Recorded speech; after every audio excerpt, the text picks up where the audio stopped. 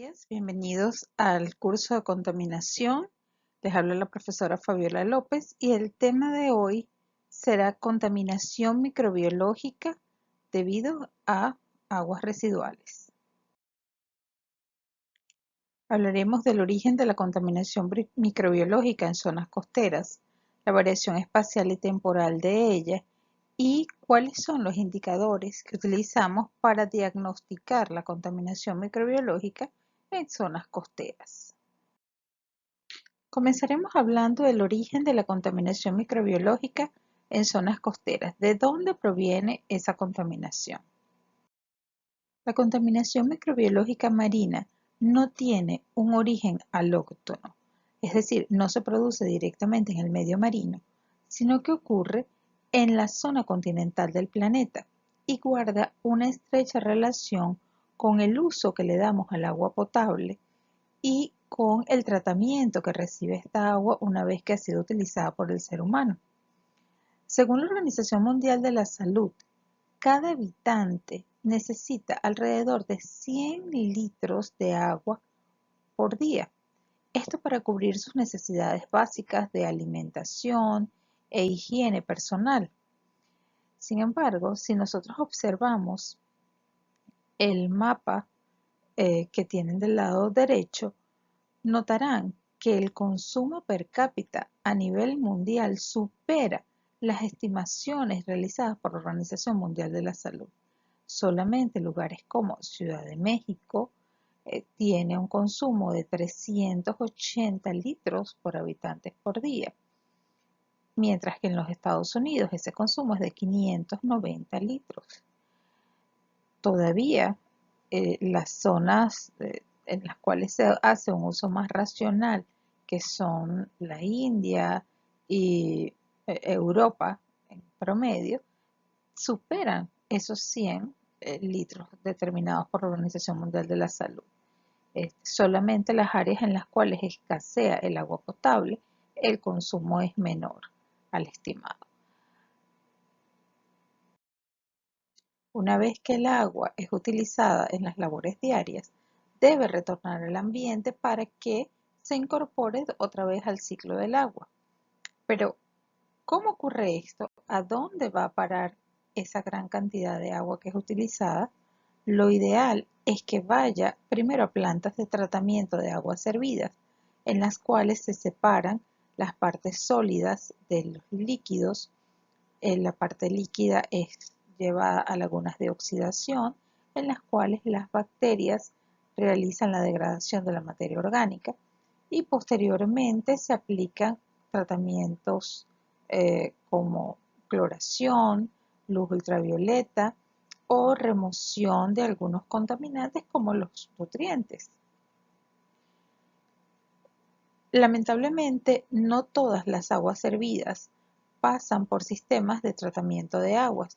Algunas van directamente al medio marino o acuático, porque también puede ir a parar algún tipo de lagunas, lagos o ríos, a través de emisarios submarinos o directamente desde la superficie a la zona de arena de las playas. Incluso muchas veces aguas de las plantas de tratamiento que no están en buen funcionamiento también son liberadas directamente al mar. Esto produce una sobrecarga de microorganismos en el medio marino y es lo que genera la contaminación microbiológica. Veamos ahora cómo varía esa contaminación microbiológica, porque este es un punto muy importante en la zona costera. En ecosistemas dulceacuícolas, los microorganismos suelen permanecer por mucho tiempo. Sin embargo, en el medio marino, debido a la presión osmótica que deben soportar, estos no se desarrollan de la misma manera y mueren bastante rápido. Si ustedes observan la figura, tenemos una fuente puntual de contaminación de aguas servidas. Esta zona inmediata al vertido es una zona con un alto contenido de materia orgánica y por lo tanto también de microorganismos, pero a medida que nos desplazamos, nos alejamos de la fuente de contaminación, también se va diluyendo el efecto de la materia orgánica y tenemos presentes menos microorganismos. Fíjense entonces cómo ya llega a una zona en la cual no existe esa contaminación microbiológica. Y esto es una noticia bastante buena para nuestros ecosistemas marinos. Sin embargo, esto no quiere decir que no exista contaminación microbiológica costera. Una forma de comprobar qué es lo que está ocurriendo es a través de algunas variables físico-químicas, como por ejemplo el oxígeno disuelto y esta variable de la cual vamos a hablar más adelante, que es el DBO o demanda bioquímica de oxígeno, que representa la cantidad de oxígeno que requieren los microorganismos para degradar la materia orgánica. Entonces, en la zona sin contaminación, con condiciones normales, existe una suficiente cantidad de oxígeno y la demanda por parte de los microorganismos para degradar la materia orgánica es poca. Una vez que nos acercamos entonces al vertido, los microorganismos necesitan utilizar este oxígeno para degradar la materia orgánica y disminuye el oxígeno al mismo tiempo que se incrementa la DBO, la demanda bioquímica de oxígeno. Luego, esta demanda bioquímica de oxígeno disminuye a medida que nos alejamos de la fuente de contaminación y el oxígeno comienza a recuperarse lentamente. Si ustedes observan la figura, todo este proceso afecta también a la trama trófica que en las zonas cercanas al vertido está compuesta básicamente por carroñeros.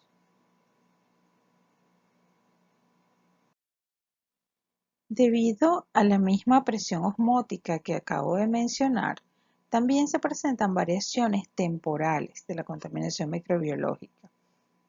Si existe un vertido permanente, seguramente vamos a poder encontrar las especies de bacterias o parásitos que pudieron venir con las aguas servidas. Pero si este vertido es de forma intermitente o algo eventual, es muy probable que cuando tomemos una muestra de agua ya no encontremos directamente la bacteria, sino algún fago asociado a ella. Y esto lo ilustra muy bien el artículo de Ione y colaboradores. Fíjense cómo en la figura se muestra un vertido que luego de un día fácilmente se pueden localizar parásitos y bacterias asociados al vertido. Luego de una semana es menos la carga bacteriológica que pueden tener, pero sin embargo los eh, bacteriófagos que han estado asociados a esas bacterias sí permanecen en el agua y luego de 2 semanas, aun cuando no podamos eh, capturar en una muestra de agua las bacterias, sí pueden permanecer algunos fagos que pueden ser indicadores de la presencia de esas bacterias. ¿Cómo medimos la contaminación microbiológica en las zonas costeras? Pues a través de indicadores. Un buen indicador de contaminación microbiológica debe poseer ciertas características importantes para que no pierda su utilidad. La primera es que debe estar ausente en las aguas contaminadas. Es la única manera de nosotros poder determinar que su procedencia no es marina, sino de las aguas servidas. Debe ser tan o más resistente a los cambios ambientales que los patógenos de las aguas servidas. Es decir, debe resistir cambios de temperatura y de salinidad mucho más que los patógenos que quieren medirse. Su aislamiento, su cuantificación e identificación deben ser fáciles, rápidas y económicas. Además, hallarse de forma constante en las heces. Y esto es importante porque la mayoría de las aguas servidas domésticas tienen un alto contenido de bacterias fecales y además estar asociadas a aguas residuales. No deben reproducirse en animales poiquilotermos. De esta manera se evita que se haga un diagnóstico equivocado de una contaminación microbiológica cuando se ha producido directamente en el medio. Y luego estar distribuidos al azar en las muestras. El principal indicador de contaminación microbiológica son las bacterias. Entre ellas, las coliformes totales. Estos son bacilos aerobios o anaerobios facultativos, gram negativos, que poseen una característica bien interesante y es que producen gas cuando fermentan la lactosa. Esto permite que en el laboratorio pueda tratarse la muestra de agua en caldo lactosado y presumir la presencia de coliformes totales si se presentan gas en tubos de Durham. Dentro de estos coliformes totales tenemos también los coliformes fecales, que son bacterias ya directamente asociadas al tracto intestinal, tanto del ser humano como de animales. Y de ellas, la más utilizada como indicador es Escherichia coli. Esto no quiere decir que solamente sean estas las bacterias utilizadas para indicar la presencia de aguas servidas. También pueden utilizarse otras bacterias como Streptococcus o Clostridium perfringens. Y en caso de ser necesario o que se presuma que puede existir otro tipo de bacterias en el medio, se pueden hacer pruebas para la determinación de Salmonella, Shigella, Aeromonas, Leptospiras o Vibrio. Esto solamente por ejemplo. Sin embargo, la mayoría de las normativas eh, internacionales, y en el caso de la nacional en Venezuela, solamente contempla la determinación de coliformes totales y fecales. Como mencioné previamente, las condiciones del medio marino son bastante adversas para el crecimiento bacteriano. Sin embargo, los virus que han estado asociados a estas bacterias sí permanecen por más tiempo en el medio marino, por lo que pueden ser unos buenos indicadores de la presencia previa de esas bacterias. En este grupo de virus se encuentran los virus polifagos. Estos son bacteriófagos que infectan a Escherichia coli. De hecho, el nombre es bastante vago porque puede referirse a todo un grupo de fagos que infecte a cualquier cepa de Escherichia coli y la susceptibilidad del hospedador a los diferentes bacteriófagos también es muy variable. Sin embargo, es de mucha utilidad y está siendo incorporado en las normativas sobre determinación de calidad de agua en la Unión Europea. En el campo de la calidad del agua, el término colifago se refiere a dos grupos de colifagos somáticos y los específicos F. Para su análisis se realiza cultivos de Escherichia coli y análisis de ADN y ARN. La remoción de la materia orgánica implica procesos químicos y biológicos. Estos últimos son llevados a cabo por microorganismos descomponedores y esta característica también es utilizada como indicadora de contaminación microbiológica. Los procesos biológicos son determinados en el laboratorio a través de una prueba que se conoce como DBO5 y los procesos químicos a través de la DQO. demanda bioquímica de oxígeno y demanda química de oxígeno. En la demanda bioquímica, que es la que llevan a cabo los microorganismos, es una prueba de laboratorio en la cual se mide la cantidad de oxígeno que utilizan los microorganismos para descomponer la materia orgánica en condiciones aeróbicas y a una temperatura que es estandarizada a nivel internacional. Se realiza durante 5 días. Por eso ustedes ven el subíndice 5 en el nombre de DBO5. Algo a tomar en consideración es que el oxígeno se puede medir por el método tradicional de Winkler o a través de sondas, medidores automáticos de oxígeno. Incluso ya existen kits de laboratorios preparados para medición de DBO5. Otra cosa importante es que si existen sustancias tóxicas en el agua, algún tipo de plaguicidas, hidrocarburos o metales que puedan ser muy tóxicos, estos pueden eliminar a los microorganismos y nosotros tener unos resultados subestimados de la prueba. Y algo importante es que la prueba no determina en su totalidad la materia orgánica total.